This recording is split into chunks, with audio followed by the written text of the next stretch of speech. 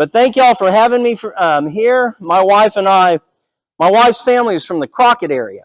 And so they have a place outside of Crockett on 7. And so we've driven by here a million times and never knew this is where you guys were. So anyway, today we're going to talk about bluebonnets, the gateway to native plants. Before that, let me do a little business. How many people take our magazine? Yay! Yay! Well, that's very good. That's okay. Very good. Well, if you don't take our magazine, I really think you should. And number one, not only is it the finest gardening magazine in the state of Texas, I can say that unequivocally because we're the only one left. But we love master gardeners. So when I got my master's at A&M, I was on the same hall with Jayla Fry and Randy Seagraves and Lisa Whittlesey. And all of those people contribute to the magazine pretty regularly. I mean, do y'all know Lisa Whittlesey? She's in charge of the International Junior Master Gardener Program. And we have a feature in every one of our magazines called Little Green Thumbs. And that's something that we put in there just because of the people that I know over there. And so, you know, we like to say that right now I think the world would be a little bit better place if we could get our kids to change some screen time for some green time. And if you don't know how to do that, we have something in every issue that's designed to keep your little ones involved and interested in horticulture. So anyway, that's a good reason. And if all of that high quality horticultural information and all of that is not enough for you, know that you also get a discount, okay? So we have offered, for as soon as Sally and I bought the magazine 7.5, almost 8 years ago, and because of that relationship that we had with AgriLife, we immediately put in that Little Green Thumbs section. We also started featuring Master Gardener projects across the state, and we actually did a project here in Leon County. I can't remember exactly, but it was at one of the schools. It was a garden they were doing at one of the schools. But we also give you a discount. If you want that discount, you can go to our website, and when you check out, it's for a 1-year print subscription. You can put in the code TXMG2025, and that's going to give you $3 off our already low price, okay? So the subscription is normally $24.95. With that discount, it's $21.95. So TXMG 2025. Okay, so Texas Master Gardener 2025. I bet you can guess what the code's going to be next year. So I'm not that creative, okay, but we get her done. So if y'all aren't familiar with the magazine, just real quick, Texas Gardener was started before most of y'all were born. It was started in 1981. And so, thank you. I'm glad y'all caught that was a joke. So we're in our 44th year, and I'm proud to say we get calls every month from somebody that says they still have every copy of our magazine. And that, you know, that really makes us feel good because people appreciate what we do. And I tell people it's not what we do. I mean, Sally and I, we just put together the magazine, but almost every one of our writers has a connection to AgriLife. And because that, I mean, I tell that because y'all understand the benefit of AgriLife, but you understand because of that, we don't have junk in here. I mean, that's why people keep buying us, is they know they can count on us because we give you the most accurate horticultural information available. Almost everybody that writes from us is a master's level or a PhD from A&M. Dr. David Creech writes from us. He's in Nacogdoches at Stephen F. Austin, but he's a fine guy and preeminent tree specialist. So anyway, for all those reasons, you should subscribe to Texas Gardener. Yes, ma'am. My favorite is turning to the last page. Greg Grant. Greg Grant. The last page, and I cannot wait to see what cartoon he has at the bottom. Oh, well, very good. Well, thank you for pointing out the cartoons. I pay money for those and nobody ever comments, so I don't know if anybody finds them funny or not. How many people know Greg Grant or have heard Greg? Did y'all know that he is now Dr. Greg Grant? So you're going to have to show him a little more respect when he comes. So he got his PhD over Christmas. Very, very, very proud of him. So, and Greg has been an editor for our magazine for over 35 years. So he's been there almost since the start. Okay, so we're very, very proud of Greg. So anyway, that's the magazine, $21.95. If you don't have the magazine or don't take some, I brought some back there that I'm going to leave. And since we're talking about bluebonnets today, I brought one with a bluebonnet on the cover. Now, the other thing that I will tell you, how many people know about our planting guides? Yay! Yay! Tell us about our planting guides. Well, you can request it in order, and it shows you different things, when to plant, how to prepare your garden, things like that. Awesome. And that's just $16.95. But I ordered too many this year. And so for a show special, we're closing them out at $10 a piece. So I have some of those before I leave. If y'all want some, you really do need, I tell people, one of the talks that I give is called Growing Great Gardeners. And one of the things that I like to say is that great gardeners are journaling gardeners. And 2 weeks ago, we were in Crockett, and a little lady came up to me, and she had her planting guide from 2004. And she said, Jay, do you know that it was snowing in Crockett on this day in 2004? And I said, no, ma'am, I did not know that. How do you know that? And that's when she pulled out her planting guide, and she uses it like we hope people use it. She journals. She journals everything. She journals about the weather, what she plants, when the bugs come, things like that. So anyway, my point is, it's a nice guide, like the young lady said back here, 180 tips, day-by-day tips of what you should be doing in your garden, room to journal. In the back, it has selected varieties for Texas, for vegetables, ornamentals, all of that. And if you're new to gardening, it has a very detailed guide on how, when, and what to plant, how deep, pH, anything you can think about getting your garden started. So we're going to have some of those before we leave. All right. With all of that, now let's talk about bluebonnets. All right. It's almost bluebonnet season. And I don't know, I assume bluebonnets are just a huge deal up and down the highways anymore, right?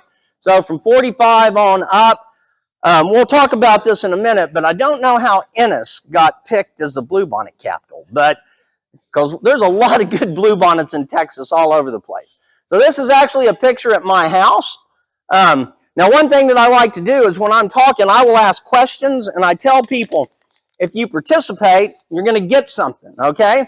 So if I ask a question and you get it right, I'm going to give you all-purpose organic vegetable fertilizer from Nelson Fertilizer right in Belleville, Texas, okay? And if I ask a question and you answer and you're wrong, I'm still going to give you fertilizer, okay? So let's participate, let's have fun, and let's hopefully learn a little bit more about bluebonnets. Like I say, this is outside my house. We will talk. Here's some bluebonnet facts. I thought I had a little more lead in than that. Let's see. So, this is our house. We live in Washington County. And Washington County is one of those places in Texas that people come to see their bluebonnets, okay?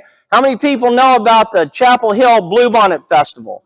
I did not realize this until I was doing a little, follow-up on this presentation. That is actually a state of Texas sanctioned event. So even though there are a lot of bluebonnet festivals around the state, that's the one that the state sanctions as a state bluebonnet festival. All right, so let's talk about a little bit some bluebonnet facts, okay? The first thing that we'll point out here is that the bluebonnets are in the pea family. Because y'all are all master gardeners, when you see that they're in the pea family, what does that automatically tell you? They are legumes, right?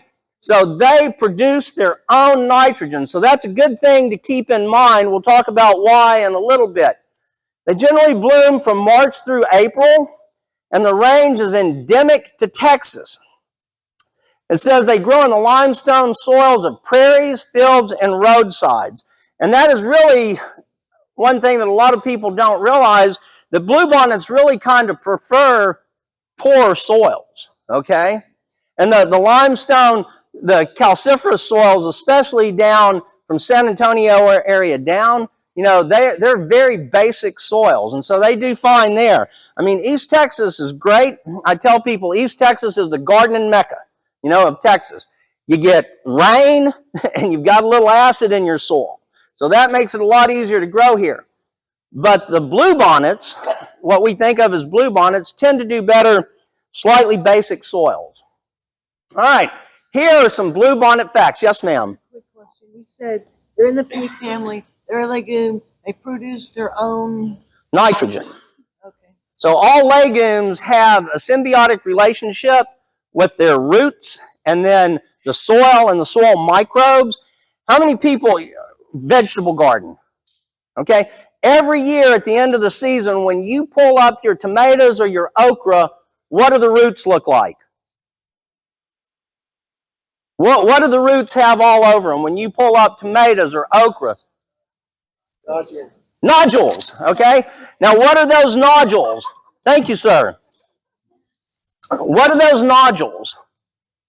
Those nodules that you see in tomatoes and okra are what? No, ma'am. Oh, no, ma'am.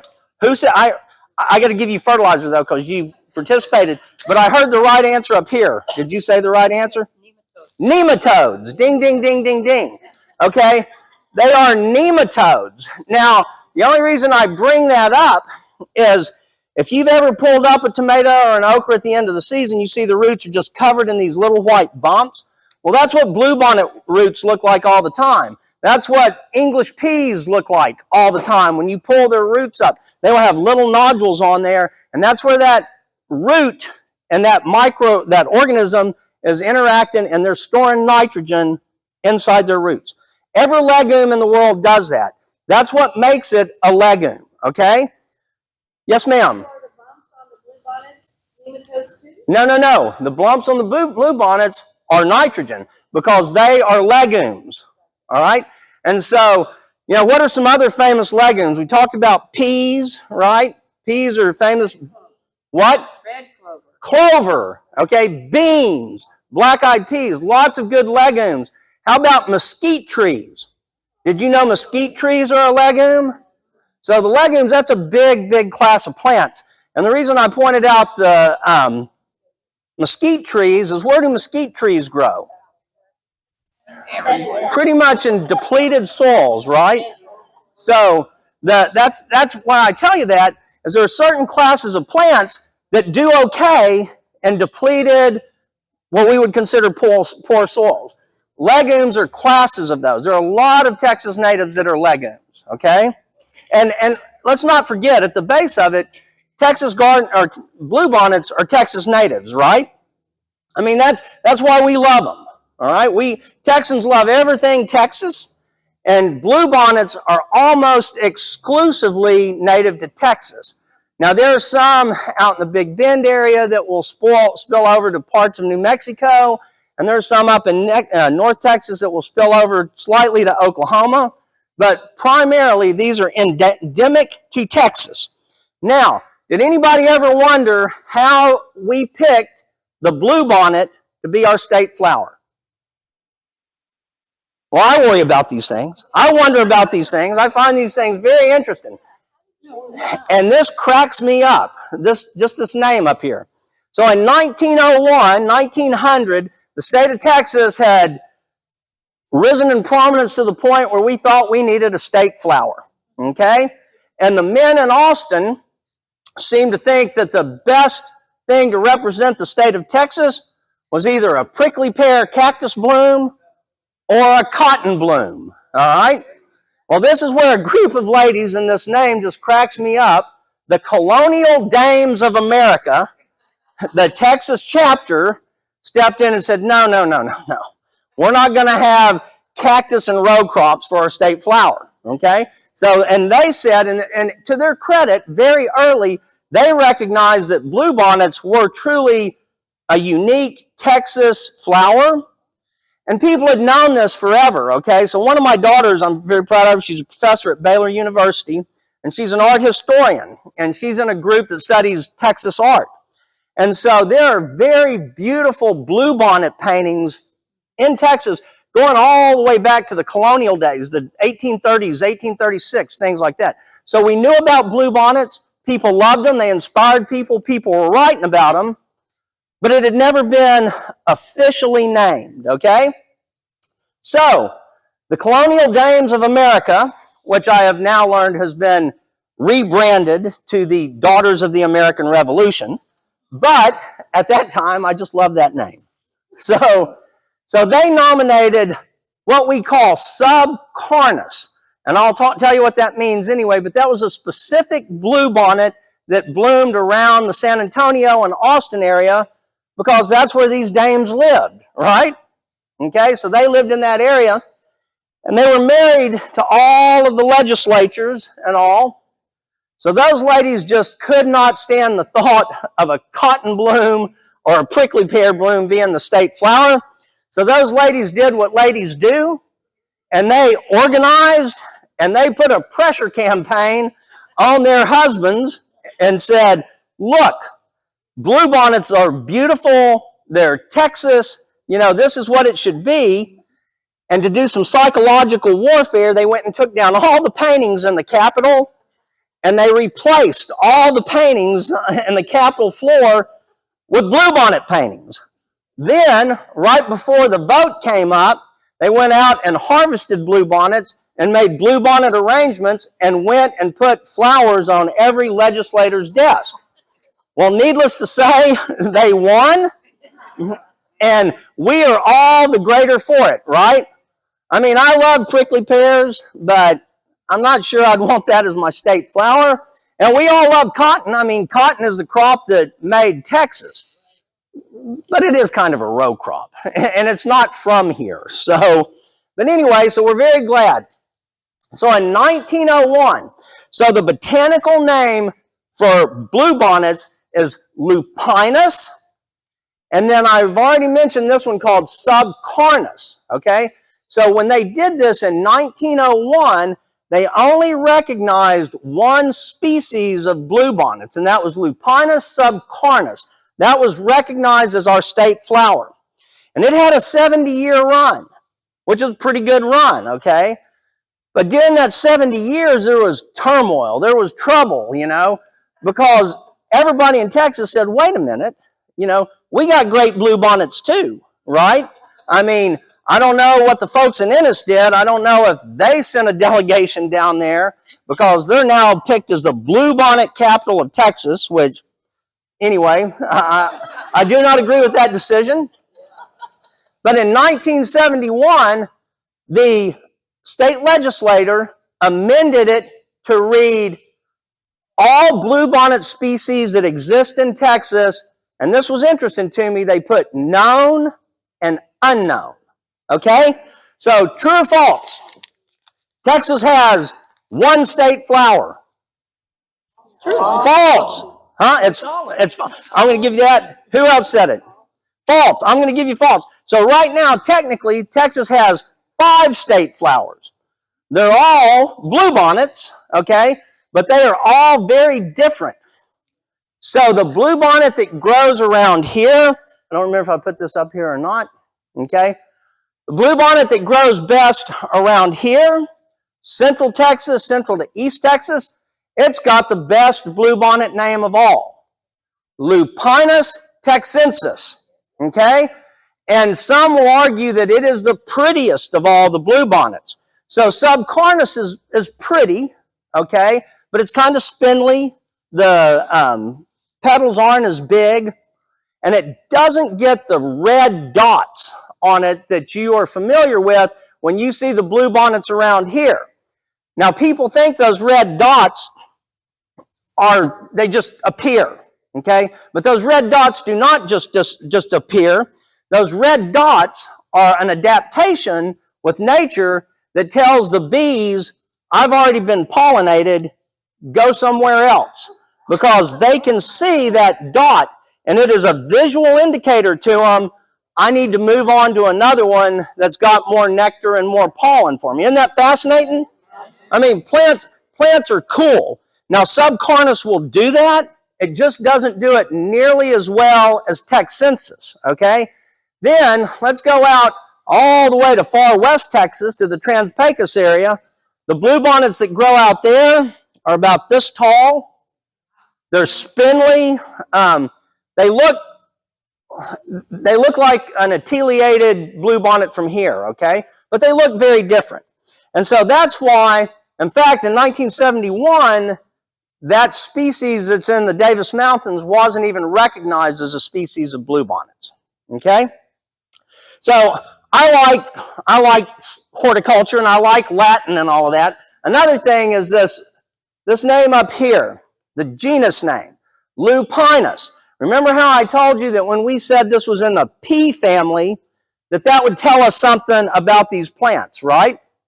So what do you think Lupinus tells us about these plants? I'm out of fertilizer, so I'm just going to ask y'all to participate. Well, let's not go there about how they behave. Let's just talk about what they are, because that's what a genus tells us, all right? A genus tells us what is the big classification of this plant. Lupines are a huge classification of flowering plants all across the world. And one thing that I found quite interesting was Microsoft Windows had a screensaver that popped up, and it had all of these blue flowers in front of Mount Denali, and the title of the picture was Bluebonnets in Alaska. Okay? They needed to do some fact checking, because there are no bluebonnets in Alaska, but there are lupines in Alaska. Okay? And so lupines are very hardy, very widely dispersed group of plants. And so if any of y'all have grandkids or whatever, I tell you, one of our favorite little books that we share with our grandkids and all of that, and it's called Miss Rumphius. How many people have read Miss Rumphius? Adorable little book, and it's about a girl who grew up, lived a great life. She went back home at the end of her life, and she said, I've done everything I ever wanted to do except for make some place more beautiful. And so that's what the whole premise of the book is. We should always give back, try to make the world more beautiful. So Miss Rumphius would walk around with pockets full of lupines. And everywhere she walked, she would scatter these lupines. So she was like the Johnny Appleseed of northeastern America. And so to this day, there are lupines up there everywhere. Now, Miss Rumphius didn't start that. It's a cute story. The lupines grow natively up there. But lupines look very much like bluebonnets. They have a similar growth habit. They come in a wider range of colors. But anyway, I love understanding this stuff about horticulture. When they give something a name, they don't just make it up. It has a reason for being that. And I was telling people, when I will teach about this, you can learn a whole lot about gardening by just understanding what the genus names of all the plants that you grow, because all of those plants are going to have some similar growth habits and all of that. So instead of trying to learn how to grow every single plant in the world, if you'll learn some facts about plant families, it'll help you be a better gardener. Yes, ma'am? Well, we'll get to that. So the Latin name has nothing to do with wolf, okay? But there were bluebonnets. I thought I had this in here. Let's see if I get to that, okay? So every year, thanks to who? Why does the Texas Department of Highways plant 30,000 pounds of bluebonnet seeds every year? Who? Lady Bird Johnson, right? First lady from Texas. And Miss Johnson loved Texas. She was a big proponent of natural plants. And if y'all have never been to the Lady Bird Johnson Wildflower Center, you need to go. I mean, it is truly an outstanding thing. I think one thing, native plants get a bad rap because people think they're all cactus and weeds or whatever, but they're not. And you ought to go see what they do with them. They have built a beautiful botanical garden out of nothing but Texas natives. All right, Texas Highway Department does not mow bluebonnets until they shatter. What does that mean? What does shattering mean? The pods pop open, right? Have y'all witnessed this? Now, bluebonnets aren't the only thing that do this. Many plants have all these different ways that they disperse their seeds. I say bluebonnets and us have got a whole lot in common, okay? We all love our grandchildren, right? And the reason we love our grandchildren is because we can see our genetics being shot forward into future generations, right? And that's what plants do. Just understand, all we are a plant with opposable thumbs, okay?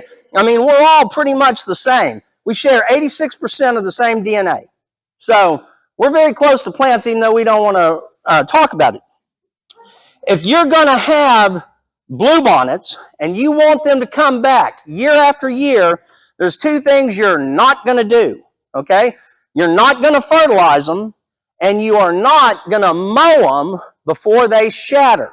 And this shattering is very clear. So the bluebonnets, mine will grow up after they flower and everything. The bushes will grow this big. They'll get spindly, they'll get hard, but they'll have those bluebonnet seeds everywhere. And if you look, this is more in that line of plants are cool. So they look like a pea pod when they're green. But as they dry, the two strings that are on the side of those peas, they dry at different rates, okay? So one dries faster than the other, and because one dries faster than the other, it makes that pod twist, and it will twist and twist until it shatters, breaks open, and disperses the seeds, okay? So that's to me is a pretty cool thing. So if you want to save bluebonnet seeds, then what you need to do is you need to keep an eye on them when they're brown and crispy, and you can go out there with a paper bag.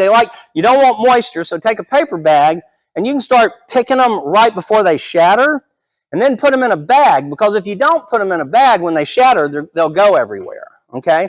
But that's the best way to harvest bluebonnet seeds, and do not mow until then, all right? So Sally and I live in the country, but we have neighbors, and one neighbor on one side owns a landscaping company. And it just irritated the fire out of them that we wouldn't mow our bluebonnets when they were this big. And they'd come over and they'd say, I'll mow them for you. And my wife's like, you're not going to mow my bluebonnets. So anyway, but because of her efforts, we have beautiful bluebonnets every year. Okay, another little thing. So here we go. Let's talk about these common names. The young lady that asked about the wolf or whatever.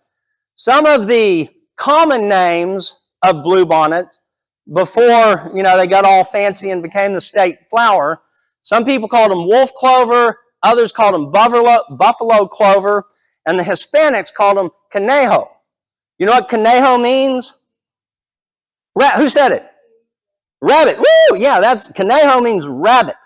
And if you ever look at a bluebonnet just right, their little petals do kind of look like a little bunny face, okay? So, but those were just common names, all right? In 1997, a travesty was committed.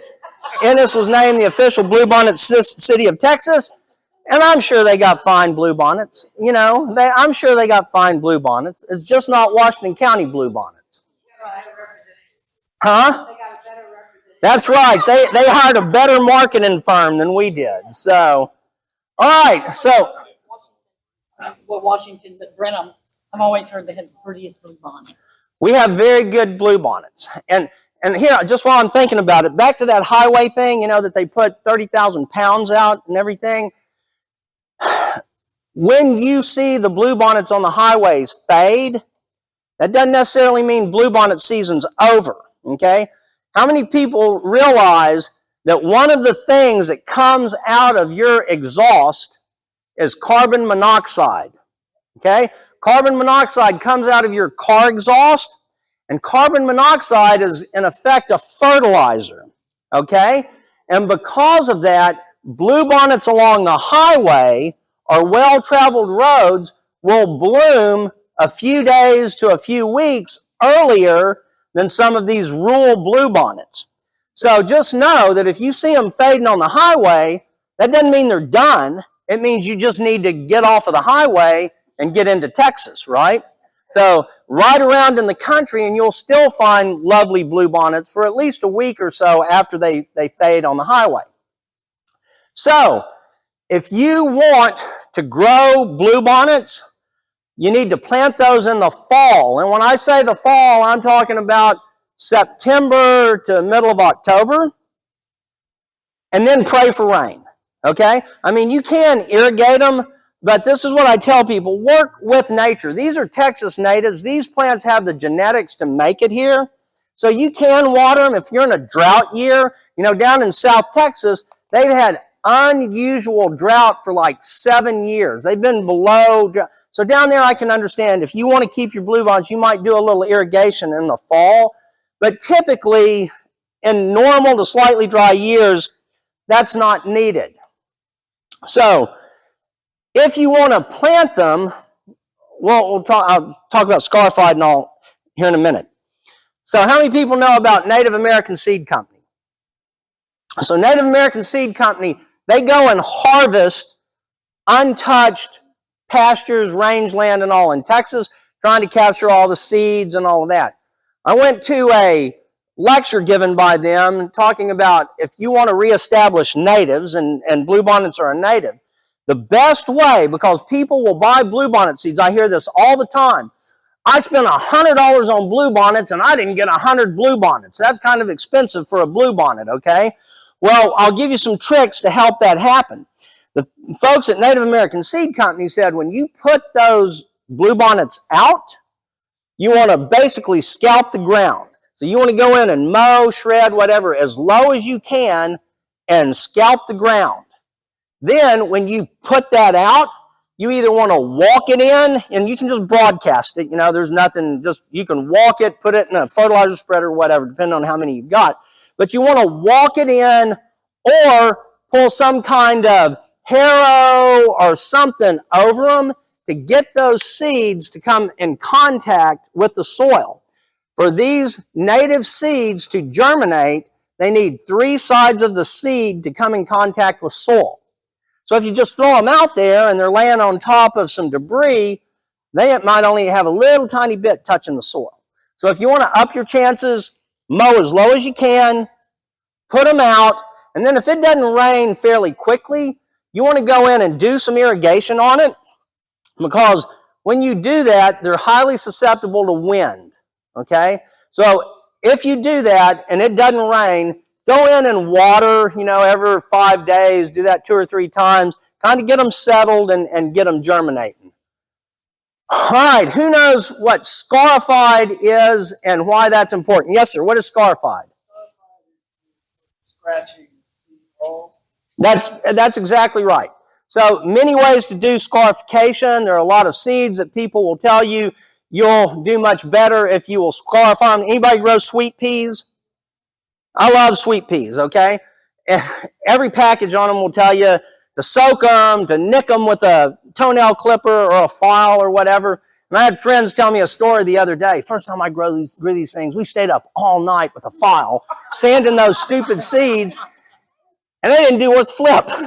And I was like, well, I didn't have the heart to tell them, you know, you don't want to get all the way into the endosperm. You just want to nick them. But anyway, they had a good time. They got a good story. But if you buy bluebonnet seeds, you basically have to ask yourself, what do you want from those bluebonnet seeds, all right? So scarified seeds mean that some of the seed coat has been removed. And why that's important, bluebonnets aren't the only things that do this, but it's very evident in bluebonnets. Remember how I told you that bluebonnets love their grandbabies, right? They want those children and grandchildren to go forth.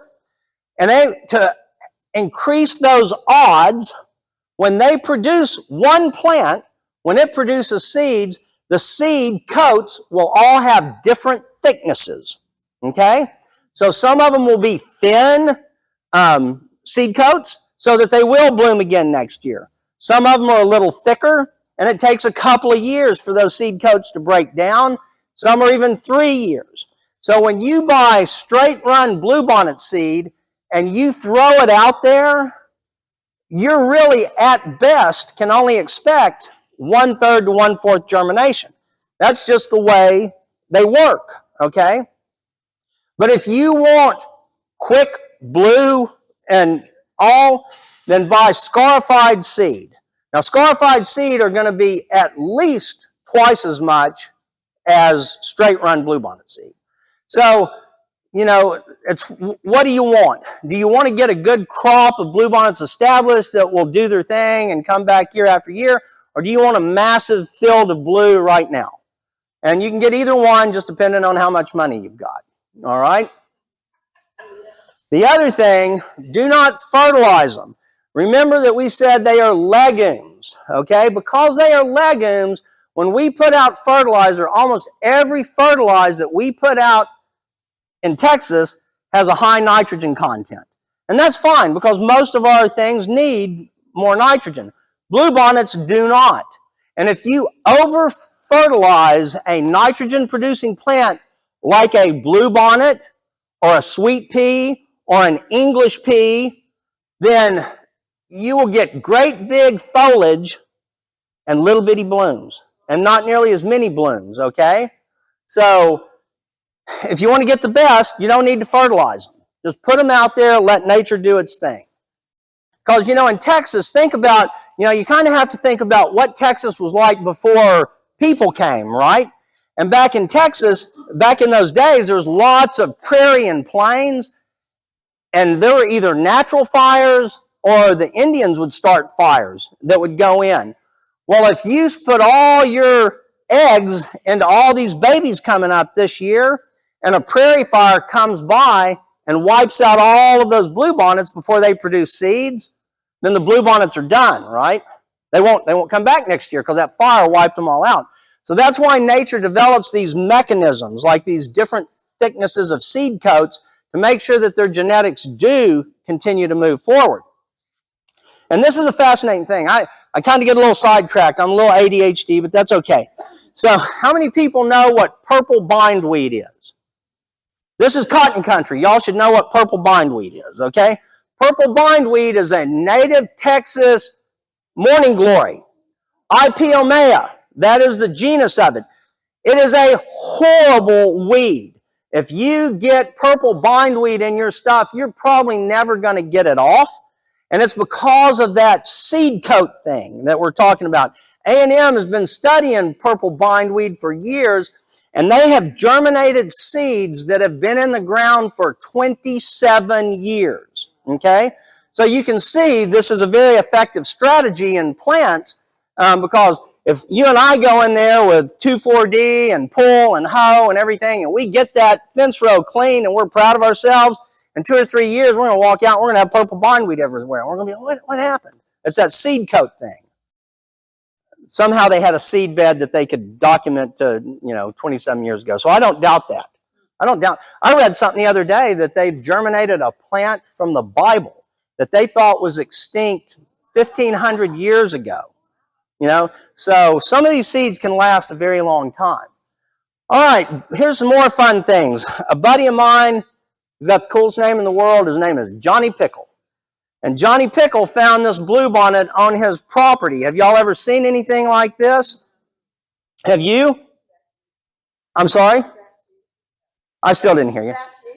Fasciation, that's the word.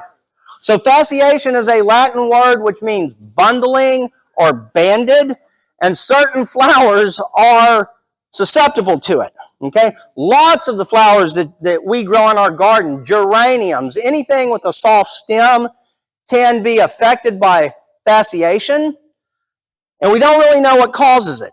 We know that some plants are more prone to it, but we believe that it's probably caused by some kind of hormonal imbalance, some kind of stress.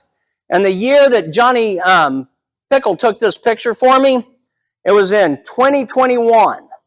Does anybody remember what happened in 2021? Well, COVID happened in 20, okay?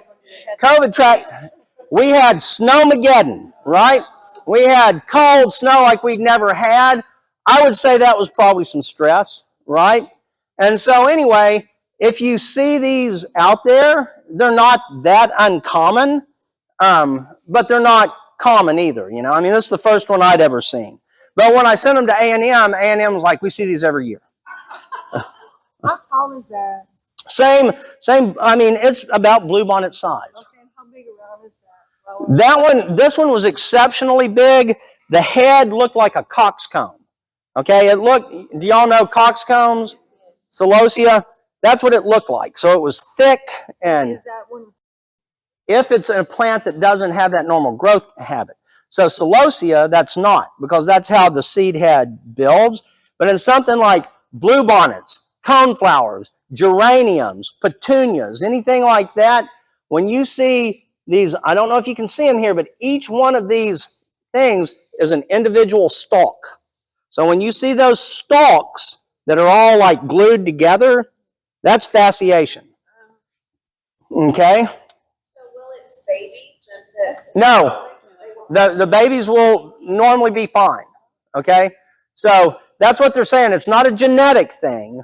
They don't know what's causing it, but and I think it's fascinating. It's 2025, and we still don't know what's causing that. So that's very interesting to me. All right. So because I'm from Brenham, and y'all know Greg Grant, Brenham has another wildflower that it's famous for. Anybody want to guess what that wildflower is? Bluebells, okay? How many people knew that was an actual flower? Until I moved to Brenham, I didn't know it. I was like, but yeah, Brenham's other wildflower are bluebells. Bluebells are pretty in their own right, and they are actually getting scarcer and scarcer because the habitats that they like are getting built upon and things like that. And the other thing that makes them hard is, according to Greg, Lady Bird Johnson came to him and put seeds for this flower in his hand and said, I've heard you're awesome, propagate this plant. And it's the only plant that he said he's never been able to propagate in the nursery trade. So it doesn't like to be disturbed. It's something about it. It doesn't want to grow in pots. Okay? So anyway, that's another Texas native that they have. And if you see them, sometimes they come in blue and white. And I didn't even talk, somebody usually brings this up. Are bluebonnets only blue? No. What other colors are bluebonnets? Maroon. Okay? Maroon. And guess who invented the maroon bluebonnet? Well, technically it was God. Okay? So God created the first ones. He did good. But bright-eyed Aggies looked out there in these fields and they'd say, wait, some of these are maroon. And so Greg Grant was a freshman at A&M, and Dr. Jerry Parsons, have y'all heard of Dr. Parsons? Dr. Parsons asked Greg to help him propagate this plant, isolate this plant, okay? So for that reason, Greg Grant gets the all-time greatest Texan award. And it's really funny because what he did, he didn't create a new plant. And this is what Greg does. Greg doesn't create new plants. He finds exceptional examples of native plants or plants that grow well in that area and looks for variation, and then he breeds the variation, okay? So that's why we got maroon bluebonnets. What other and just FYI, this is a true statement. This is not some Aggie joke, okay? If you go to the flagpole at UT in front of the tower where the guy shot all the people back in the 60s, in front of that every year pops up with maroon bluebonnets.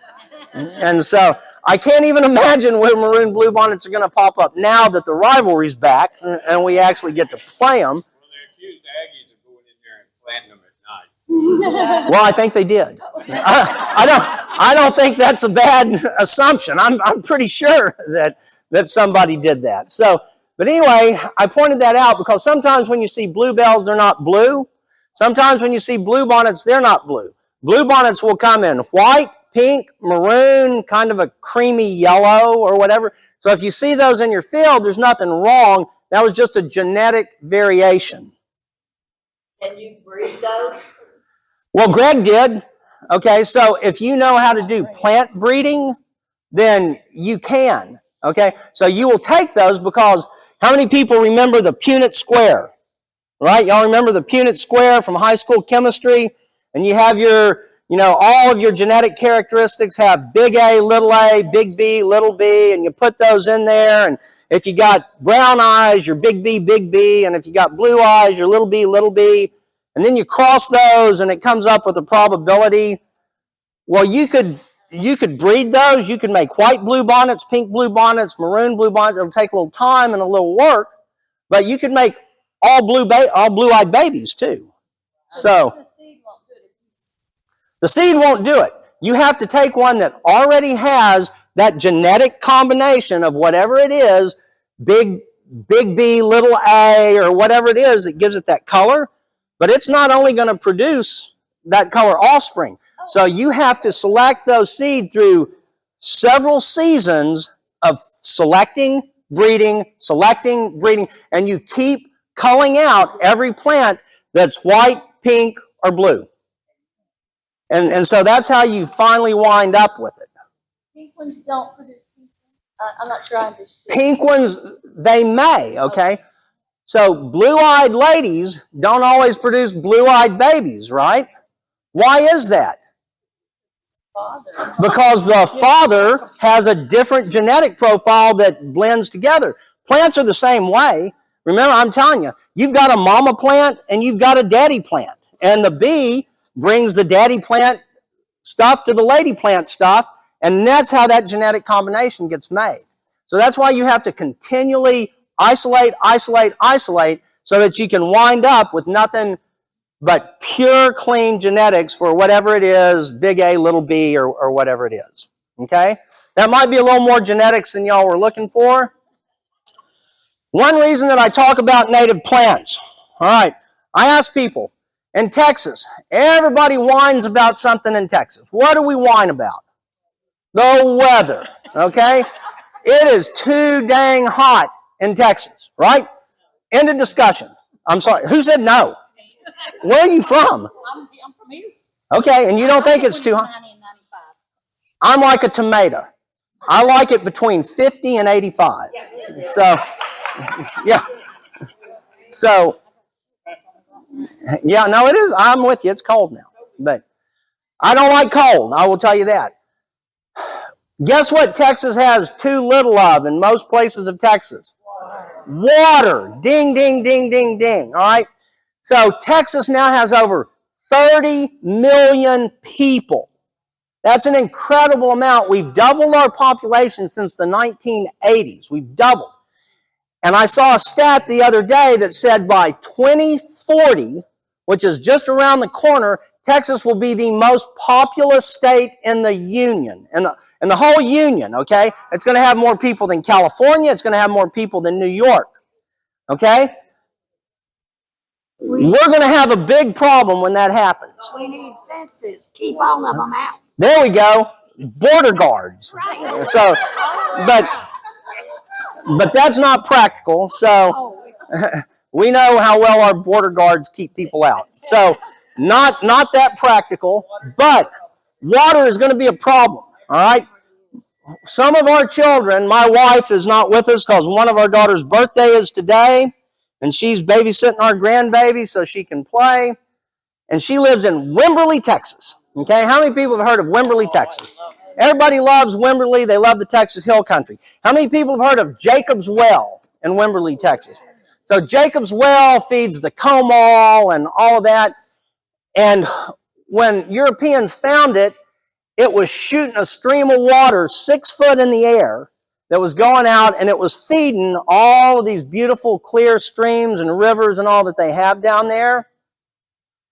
5 out of the last 7 years, it has gotten to where no water trickles out. Okay? And the reason that is because there's too many straws in the ground. For the longest time, all of that area outside of Austin has been the fastest growing part of the United States. Not of just Texas. Now it's shifted to Dallas, which they're a little better off because they've got actual reservoirs up there, and they built one about 5 years ago. A new one went online. But we're not building reservoirs. And we already are having problems with our aquifers in certain places. Okay, in San Antonio, the city of San Antonio, they are in mandatory stage 4 water restrictions year round, and they've been there for 3 years. And what that means is you cannot have a vegetable garden unless it's a raised bed on drip irrigation, and then you can only water it on certain days. You can only water your front yard 1 day a month, okay? And so with all of these folks coming to Texas, that kind of stuff's going to be, more of a concern for more and more of us. And so that's why I like to tell people things are changing, right? Things are changing. It doesn't matter what you believe, things are changing. And if we don't adapt, we're going to find ourselves in a world of hurt not too long. And so bluebonnets, Texas natives, have adapted to extreme temperatures over hundreds of thousands of years. So if you want to have lower maintenance, lower water on your landscape, I tell people start researching some of these native plants, okay? They don't have to be cactus. I mean, they don't, that's a yucca. They don't have to be that. Lots of native grasses, things like that, designed to grow here. Look into that. Use bluebonnets. Use other native plants. You can put those in a flower pot, but they're just going to do better for you.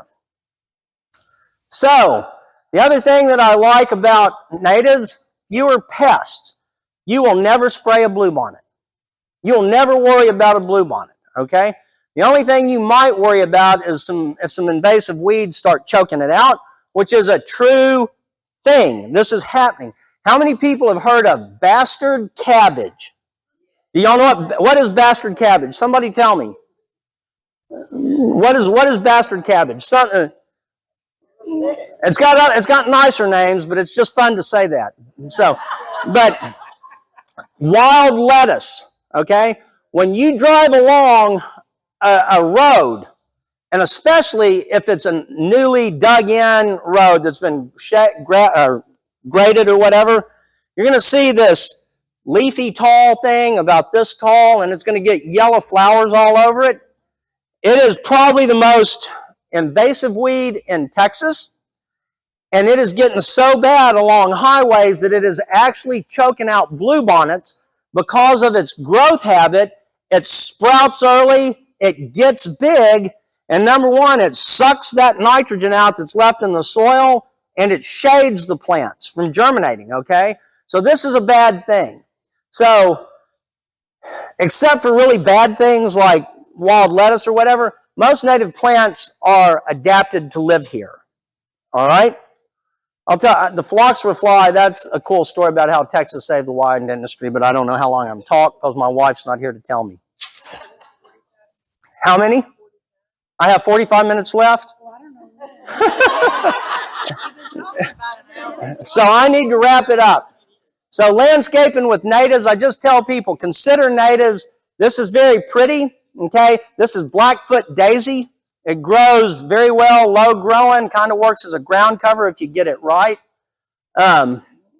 Mexican hat. Last year we went to the hill country and we drove around, and each year something kind of outshines the other. Last year in the hill country, it was this flower. It was gorgeous, okay? So here are some annual flowers you can consider around here. One of the best, most reliable for ornamental purposes is purple coneflower. A lot of people don't realize that is a Texas native, but it is. There are several coneflowers that are native here. The giant coneflower that gets, 6-7 foot tall. All do very well here. All live on native rainfall. You don't ever have to water them, unless it's really bad. Okay, 2011, that was really bad.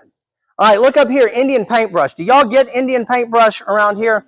One thing I will notice, especially in lawns, or, people like my wife and I, we've only got 2 acres that we've got bluebonnets on, and the Indian paintbrushes get a little more every year. Well, just know that they are a parasite, okay? And they parasitize, they eat the nitrogen that the bluebonnets are producing for themselves. That's why you will often find them growing in with bluebonnets, because they have a nitrogen source that they can send their roots out to and rob. So they won't kill your bluebonnets. What they will do is they'll outcompete them, okay? So they're more prolific. They spit out a whole lot more seeds and things like that, so they will outcompete them. Okay, here's some kind of fun, unusual natives. Well, if you don't want them, you can go. Okay, I don't like thistle. How many people got purple thistle? Okay, we've got purple thistle that get in our bluebonnets, and we don't like it. So in the next month, Sally and I will be out there with feed sacks every night, walking in our yard, pulling purple thistle. That's about the only thing you can do. All right, everybody loves the butterflies, right? Everybody loves the monarchs. Well, Texas has a bunch of great native milkweeds, and they actually like the native milkweeds better than they like the red and yellow Mexican milkweeds.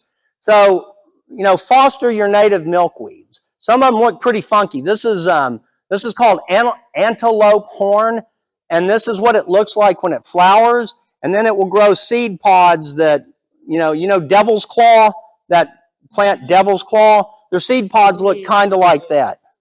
So, I'm sorry? The double claw. Double claw, and yeah. And they look like half of one of those when they seed. Another one that I tell people, Maximilian sunflowers. Texas has over 80 varieties of sunflowers. Maximilian sunflowers are a perennial sunflower. And they will grow 7, 8, 10 foot tall in the wild. But because they get so big, they have a tendency to lay over. Well, I use mine as a shrub, okay? So I've got, along the back of our house, I've got about a 50-foot row where I planted Maximilian sunflowers, and then I put a cattle panel up. And as they bloom up, I tie those sunflowers to that cattle panel, and then about late June, early July, I keep them sheared off from that point at 5 foot on that cattle panel. When spring comes, you'll get a solid wall of yellow, okay? And so it's a native plant. I don't have to care for it other than the shearing I want to do, and it produces something that nobody else in the neighborhood's got, which is a bright yellow hedge. And I just think that's cool. So, anyway, I've talked too much. Here are some great shrubs. If y'all don't know, how many people know Turk's Cap? Turk's Cap, probably the most useful native plant in Texas. Perennial, it'll grow in sun, it'll grow in shade, it'll grow in East Texas, West Texas, great plant. Another one that a lot of people like are Texas sage. What I like about Texas sage or Senecio is that you can let it grow wild like a tree, you can prune it up like a tree, you can let it be a shrub, you can hedge it. Great plant. And then finally, we're going to talk about small trees. Small trees, Texas has great small trees, but the best thing I think we have are red buds. And I've noticed some red buds are beginning to bloom, and that kind of tells me that spring's on the way. Love red buds. Ground covers, there's purslane. Purslane, you know what purslane is? Yeah. It's a weed, but there's cultivated versions of it that look better. Nativars, these are things that have been natives that have been improved for the trade. So you can buy lots and lots of pretty coneflowers and salvias that were originally native, but they've been selected and they've been bred to be a little more attractive for the home gardener. And that's it, y'all. Here's the magazine. If y'all ever want to call. We love to talk gardening. Email us, text us, whatever. So anyway, I wish I had some more fertilizer. Follow us on social media. Somebody told me that they see us on social media. If you do social media, we're on Facebook and Instagram, and we put out a tip every Wednesday. And on the other 6 days, we put out some kind of tip, So anyway, if you want good gardening information, follow us on Facebook and Instagram. And thank y'all. Thank y'all for having us. So.